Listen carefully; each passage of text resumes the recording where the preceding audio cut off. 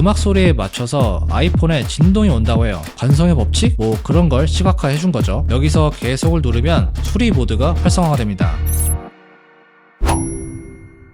자, 여러분들 드디어 아이폰의 새로운 OS iOS 17.5의 정식 버전이 나왔습니다. 정확히 말하면 17.5.1까지 나온 거고요. 한 가지 버전이 더 나온 거죠. 이번에 이 17.5.1에서는 버그가 좀 개선이 되었는데 이전 17.5에서 지웠던 사진이 되살아나는 좀 황당한 버그가 있었어요. 그게 이번에 수정이 되었다, 이렇게 보시면 될 것 같고, 어쨌든 오늘 영상에서는 iOS 17.5의 새로운 기능들에 대해서 같이 한번 살펴볼게요.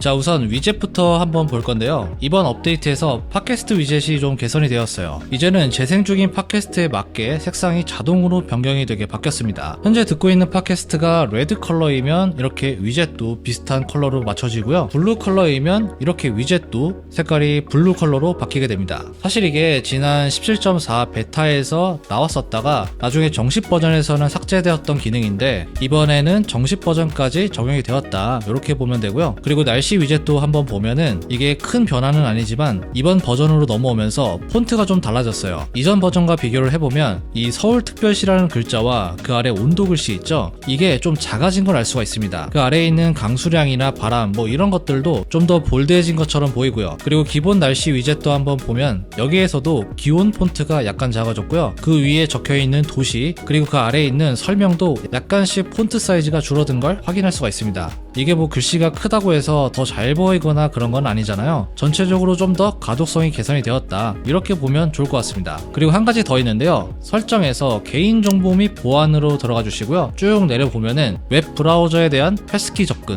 이 항목이 있는데 원래는 여기에 그 글씨 앞에 아이콘이 없었어요. 텍스트만 이렇게 적혀져 있었는데 이번에 아이콘이 새롭게 생겼습니다. 아이콘이 없을 때는 뭔가 살짝 좀 어색하다? 좀 균형이 안 맞는다? 뭐 이런 느낌이 있었는데 이번에 아이콘이 생기면서 밸런스가 맞춰진 뭐 그런 느낌이랄까? 자, 이번 업데이트에서 이전 버전과 좀 눈에 띄게 달라진 점은 바로 새로운 배경화면인데요. 설정에서 배경화면으로 가보면 프라이드 섹션이 있는데 여기에 새로운 배경화면들이 추가가 되었습니다. 이전 버전과 비교를 해보면 원래는 이게 이런 배경화면들이었는데 이제는 이렇게 바뀌게 된 거죠. 이거를 홈스크린과 잠금화면에 모두 설정해서 한번 보여드리면 이렇게 애니메이션이 나오게 되는데 잠금화면과 홈스크린을 계속 전환할 때마다 방향이 계속 바뀌게 됩니다.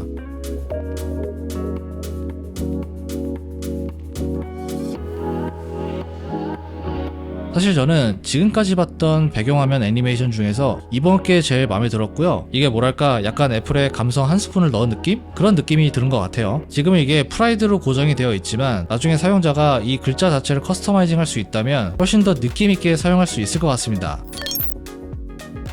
이번 기능은 누군가에게는 정말 중요한 기능이 될 수 있는데 바로 크로스 플랫폼 추적 기능입니다. 사실 이건 기존에 에어태그에서만 적용되었었던 기능인데 내 아이폰에 등록되지 않은 에어태그가 내 주변을 따라다닐 경우 추적 알림이 뜨게 됩니다. 근데 이번에 이게 에어태그뿐만 아니라 삼성 스마트 태그 같은 타사 위치 추적 디바이스 있죠? 그런 기기들도 모두 가능해졌습니다. 단순히 에어태그 말고도 다른 기기들의 추적도 방지를 해주는 거죠. 이걸 켜는 방법은 설정에서 알림으로 가주시고요. 여기에서 위치 추적 알림으로 들어가 주세요. 그리고 알림 허용 이걸 켜주면 되는데 이렇게 하면은 만약에 다른 위치 추적 장치로 내 아이폰을 추적하고 있더라도 알림이 울리게 됩니다. 기존의 아이패드나 아이폰을 수리하려면 나의 찾기 기능을 해제한 상태로 수리를 해야 됐습니다. 이게 해제하는 게 뭐 크게 어려운 건 아닌데 애플 아이디와 비번을 입력해야 된다는 뭐 약간의 번거로움이 있었어요. 근데 이번 17.5에서는 새로운 수리 모드가 추가가 되었는데요. 나의 찾기 앱에서 기기 제거를 누르게 되면은 이제는 이런 알림이 뜨는데 여기서 계속을 누르면 수리 모드가 활성화가 됩니다. 만약에 이제 수리를 맡기실 일 있으면 이렇게 한번 해보세요.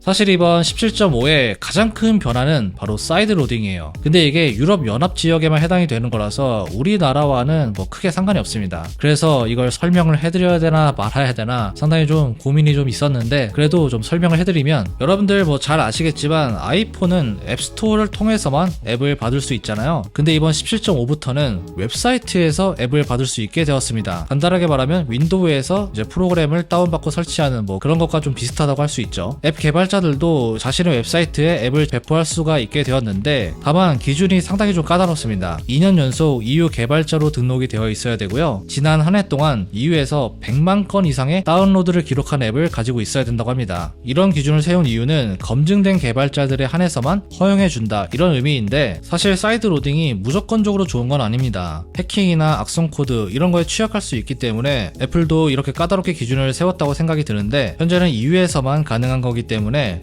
아직까지 우리나라에 언제 도입이 될지 모르겠지만 EU에서 좀 안착이 되고 나서 우리나라로 넘어오면 굉장히 좋지 않을까, 이런 생각이 듭니다.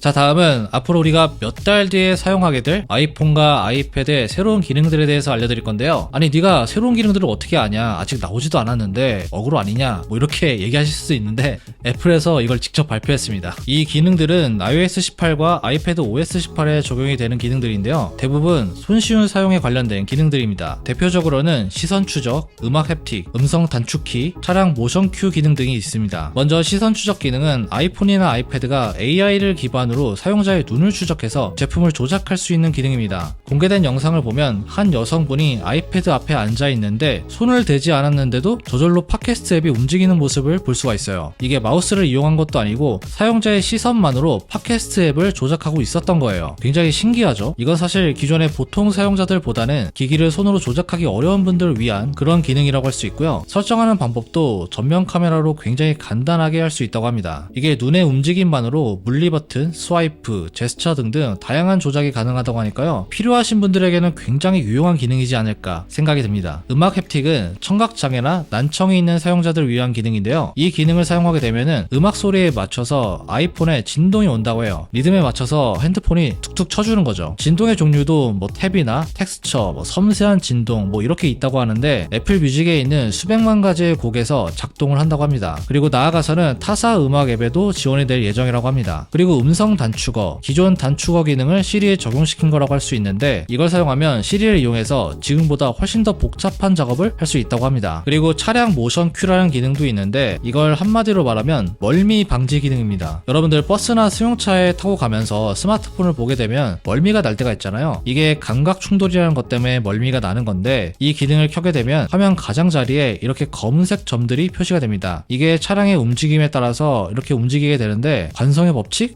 그런 걸 시각화해 준 거죠. 아무튼 이 기능이 멀미를 덜하게 만들어준다고 하고요. 앞에 있었던 다른 기능들도 신기하긴 한데, 저는 개인적으로 얼마나 좀 효과가 있는지 테스트를 한번 해보고 싶어요. 그리고 카플레이에도 새로운 기능들이 추가가 되었는데, 음성으로 카플레이를 컨트롤할 수 있는 음성 제어 기능도 있고요. 생맹 사용자들을 위한 색상 필터 기능, 난청을 겪고 있는 분들을 위한 소리 인식 기능들이 있습니다. 소리 인식 같은 경우는 사이렌 소리나 클락션 소리 같은 거 있죠. 그런 소리가 주변에 들리면 이걸 알림으로 받을 수 있다고 합니다. 이외에도 다양한 기능들이 iOS 18에 적용이 될 것 같은데, 아마도 AI 관련 기능들이 굉장히 많이 나오게 될 것 같아요. 자, 다음 달에 열리는 WWDC에서 모든 기능들이 공개가 될 텐데, 여러분들은 어떤 기능들이 가장 기대가 되시나요? 통화도구? 아무튼 댓글에 남겨주세요. 자, 오늘 준비한 내용 여기까지고요. 지금까지 엄준이었습니다. 다음에 봐요.